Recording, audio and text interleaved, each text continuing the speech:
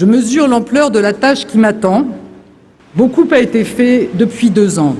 Alain Vidalis raconte qu'il recevait déjà des notes de son administration lui demandant de privatiser le réseau routier national. Un sujet qui pourrait redevenir d'actualité. La ministre des Transports Elisabeth Borne et le ministre des Comptes publics Gérald Darmanin ont lancé récemment un groupe de travail sur l'évolution de la gestion du réseau routier national non concédé. Beaucoup a été fait depuis 2 ans.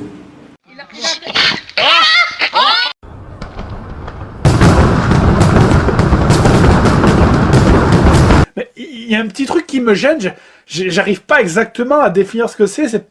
Oui, ça y est, je sais, on s'en fout en fait, voilà, c'est ça, oui. Tout le monde s'en branle, moi le premier. On s'en branle. Mais je m'en branle, moi. Tout le monde s'en fout. Tout le monde s'en fout. Tout le monde s'en fout. Tout le monde s'en fout. Tout le monde s'en fout. Alors il y a quand même eu quelques petites protestations de gilets jaunes sur les Champs-Élysées, vous en avez entendu parler ?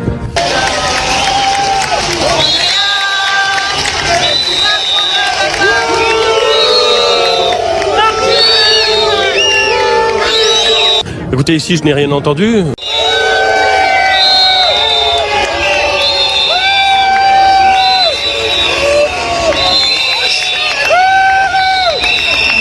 Écoutez, ici, je n'ai rien entendu. Je m'autoriserai à parler au nom de tous les collègues qui nous entourent.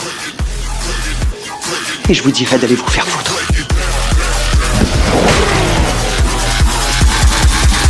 Now let me break it down.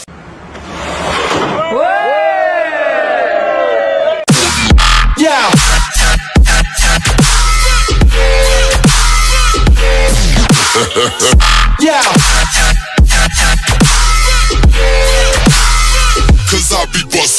Nous dénonçons la police corrompue, les violences policières. Yeah.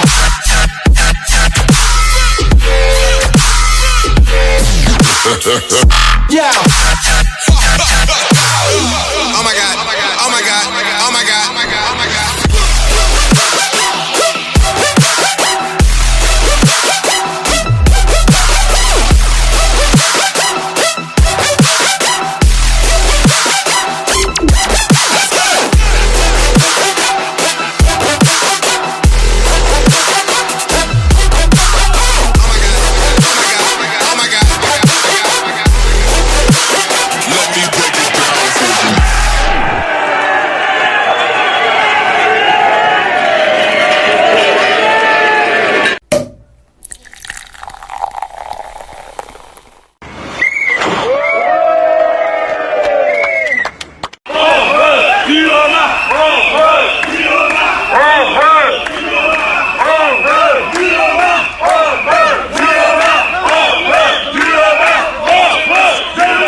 Tout le monde ne mange pas du homard tous les jours, bien souvent on mange plutôt des kebabs.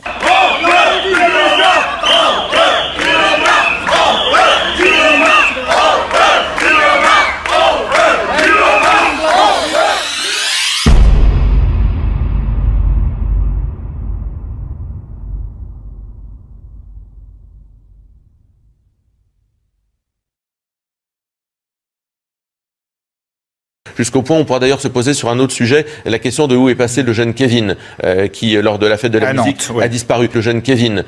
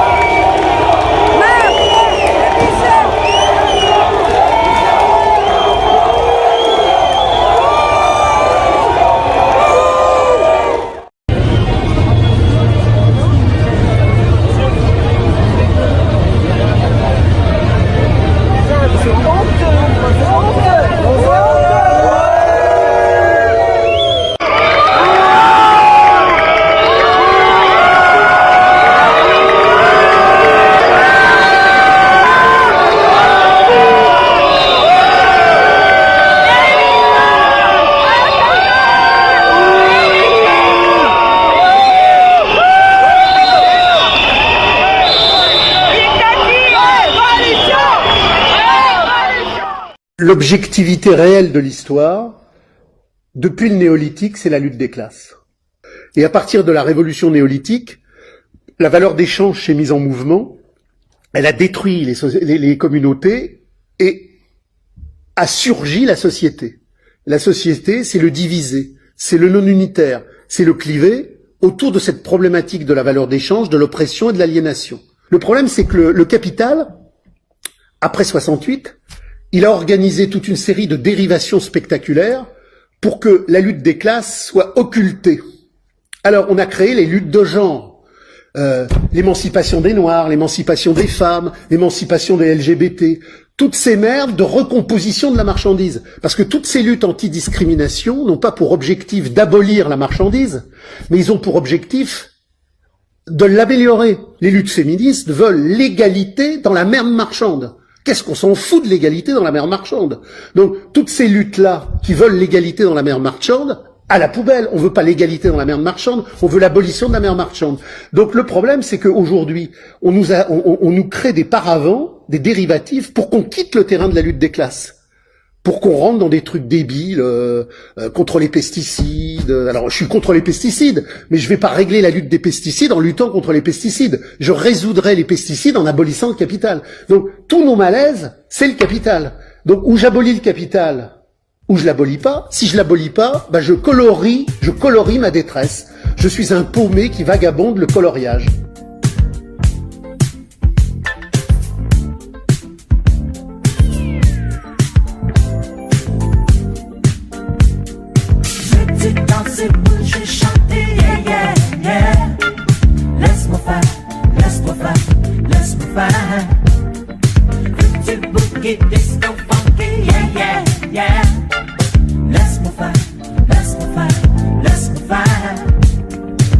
Il ne saurait être question de présager de l'innocence de François de Rugy en la matière. C'est une décision d'abord personnelle. C'est une décision personnelle de François de Rugy. Il a fait un choix qui lui était personnel. Un choix à la fois personnel, mais aussi en soutien du collectif gouvernemental et un choix pour protéger le collectif gouvernemental. Il faut aujourd'hui un choix qui l'honore. Une décision quelque part qui l'honore. L'honore parce qu'il fait le choix de se défendre face aux soupçons et aux accusations dont il a fait l'objet, dont il est aujourd'hui l'objet, dont il fait l'objet aujourd'hui. Il souhaite pouvoir se défendre librement et sereinement, pouvoir être libre de manière sereine. Ce que je peux vous dire, c'est que la réaction du gouvernement a été extrêmement rapide. Le Premier ministre très rapidement a souhaité discuter avec François de Rugy. Très vite, le Premier ministre a souhaité que François de Rugy puisse non seulement s'expliquer publiquement, le Premier ministre a aussi souhaité très rapidement que des enquêtes puissent être diligentées. Je veux aussi signaler qu'à ce stade, nous n'avons aucune indication du fait que François de Rugy ait transgressé des règles ou que des règles aient été transgressées. Monsieur de Rugy n'a pas transgressé de règles. Ça n'est pas parce qu'il y a des articles, sur la foi de simples articles, sur la simple foi d'articles de presse. Articles de presse, qu'il faut le croire forcément. Bien sûr, c'est une démission que je regrette parce que François de Rugy a été un ministre très engagé, extrêmement engagé, un engagement d'une vie, un engagement qu'il a porté de longue date, depuis le début de sa carrière politique, sur les sujets de la transition écologique, sur les sujets d'écologie, sur les sujets de biodiversité, de la défense de la protection de l'environnement. Je ne peux pas vous donner évidemment d'indications sur le moment où François de Rugy sera remplacé, mais selon notre constitution, de par notre constitution veut que le Premier ministre fait des propositions au président de la République et le président de la République de prendre sa décision en matière de nomination. Je vais essayer de ne pas vous livrer mes petits secrets de communicante. Une nouvelle affaire de pédophilie. Samedi, le milliardaire Jeffrey Epstein a été arrêté à son retour de France pour des accusations de trafic sexuel. Arrêté à son retour de France. On sait pas où on va, c'est n'importe quoi. C'est un camp de concentration. Regardez ça, c'est la zone. On va être déportés les gars, par trait. C'est un camp de concentration.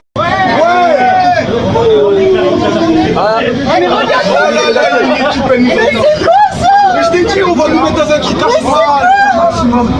Mais j'ai jamais vu ça, sérieux? Ouais, c'est merde. On est où là? C'est un camp de concentration. Non mais c'est quoi c'est caché comme ça personne ne peut.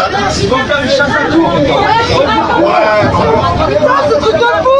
Regardez, on sait pas où on est, mais c'est un truc de malade. Même pas au Comico, ils nous font regarder, il y a pas. Regardez ça. On a attendu, c'est une zone, je sais pas ce que c'est, il y a des barbelés et tout. Il y a des barbelés, ouais. C'est un camp de concentration. Regardez ça. On dirait un camp. Oh les gars, c'est quoi ce délire? Les nazis nous attendent. Les nazis nous attendent. Regardez ça. Horrible, mais c'est quoi ce délire? C'est une honte. Regardez bien les barbelés. On fout le bordel. Éteignez-vous pour ça. Éteignez-vous pour ça, vidéo. Fuck up the party before it even starts. That's how the fucking fight broke out. Tell it to. Tell it to.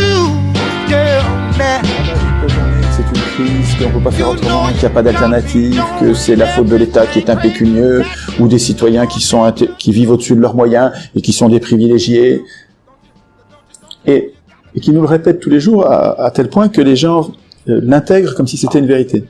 Or, l'état d'endettement de la puissance publique est pas du tout une fatalité, c'est une construction politique qui sert à servir les gens.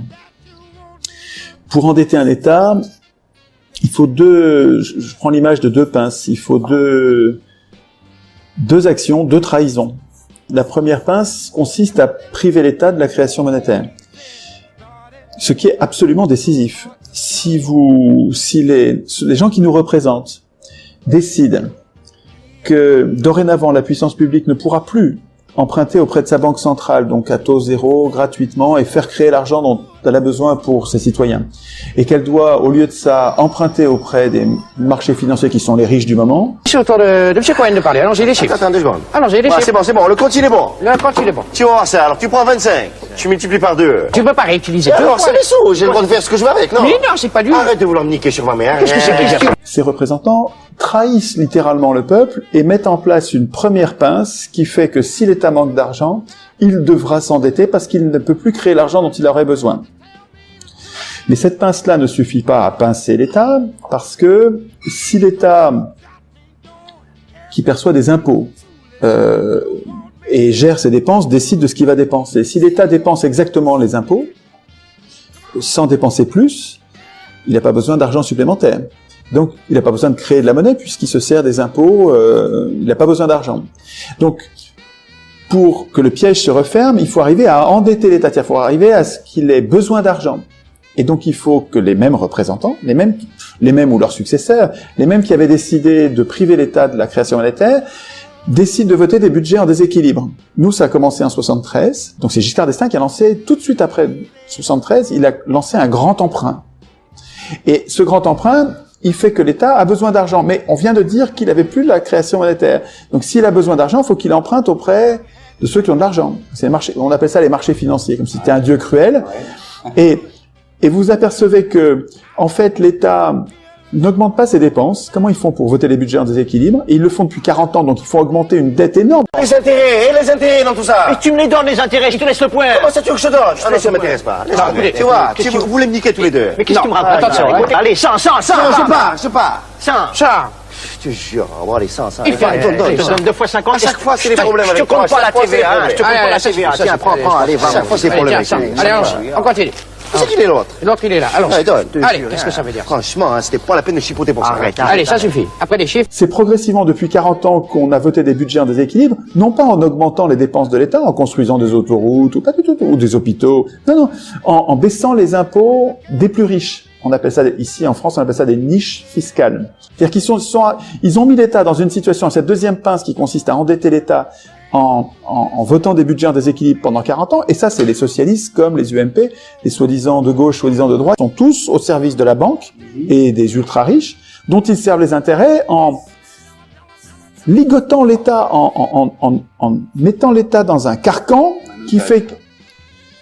Oui, comme un prisonnier, comme un forçat.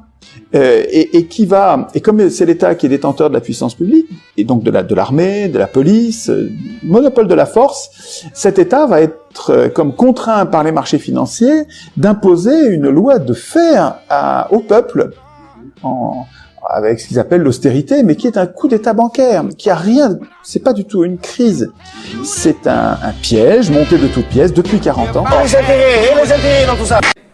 Hey!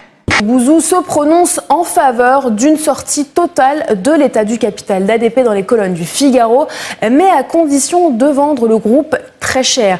Ce qu'on ne sait pas d'emblée, c'est qu'ADP figure sur la liste des clients d'Asterès, le cabinet de conseil de Nicolas Bouzou. L'économiste a donc tout intérêt à défendre corps et âme cette privatisation.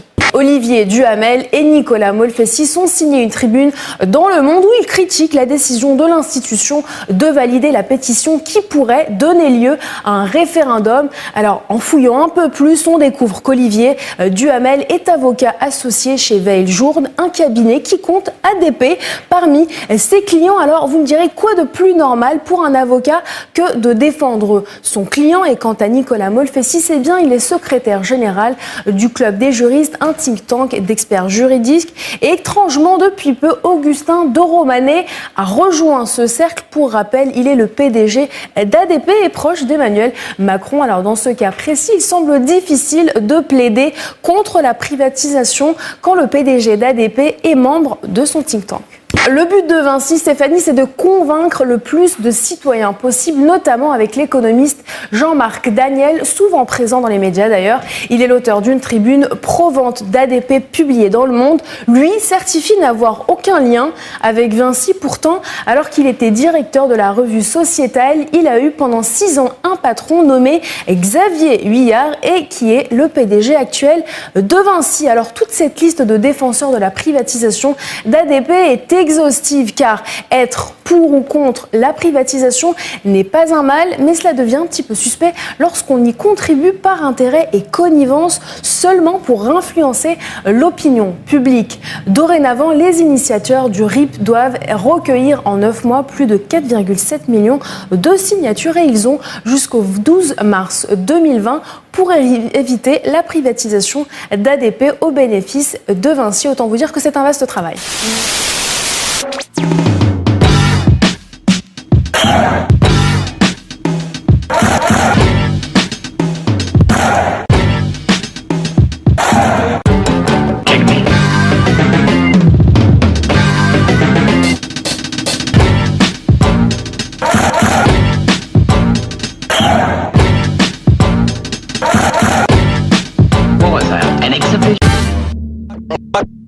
Macron en démission. Que se passe-t-il? Qu'entendez-vous? Que voyez-vous? Bien écoutez, j'entends des sifflets, beaucoup de gens qui sont en train de huer au passage du président de la République. Je ne sais pas si vous les entendez derrière moi. Absolument.